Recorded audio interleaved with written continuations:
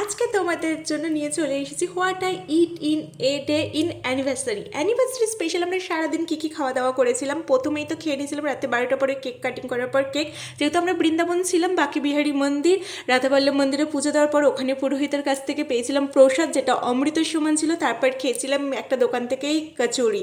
সকালটা প্রসাদ দিয়ে শুরু করার পর কচুরি খাওয়ার পর আমার প্রতিদেব নিয়ে নিয়েছিল চা, যেখান থেকে আমি একটু ট্রাই করে দেখেছিলাম। তারপর খেয়েছিলাম লস্যি।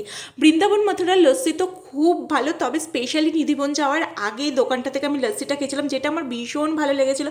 তারপর যমুনার পাড়ে গেছিলাম, সেখান থেকে খেয়েছিলাম এই লেমন সোডা, যেটাও আমার ভীষণ ভালো লেগেছিলো। সুন্দর ভিউ আর তার সাথে এই লেমন সোডাটা ভীষণ ভালো লাগছিলো। তারপর নৌকা চড়ে এসে আবার আমি হাঁপিয়ে গেছিলাম, আবার খেয়ে নিয়েছিলাম একটা লেমন সোডা, বললাম না ভীষণ ভালো লেগেছিলো আমার। তারপর খেয়েছিলাম ফুচকা। দেন আমরা গিয়েছিলাম প্রেমানন্দ মহারাজজির দর্শনে।